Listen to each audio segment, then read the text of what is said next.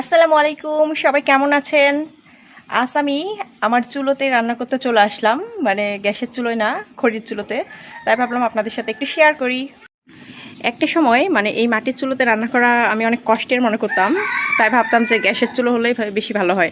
তো গ্যাসের চুলো সবসময় রান্না করি, কিন্তু সেরকম একটা স্বাদ হয় না রান্নায়। তো আজকে যেহেতু স্পেশাল একটা রান্না হবে, আজকে হচ্ছে গরুর মাংসের শুটকির রান্না হবে, তাই ভাবলাম যে খড়ির চুলায় বসিয়ে দিই।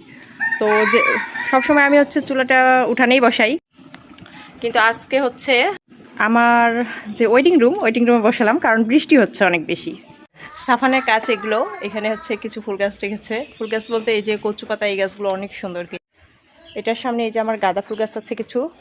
তো এই যে দেখেন আমার ওয়েটিং রুম, মানে আমার পার্লারের সামনের ওয়েটিং রুম, এটা বসার।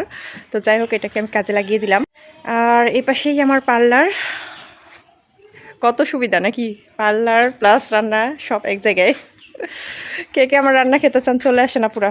শুধুমাত্র আপুদের ইনভাইট করলাম, ভাইয়াদের না কিন্তু। কার কার মাটির চুলোয় রান্না করতে ভালো লাগে জানাবেন। ধন্যবাদ সবাইকে।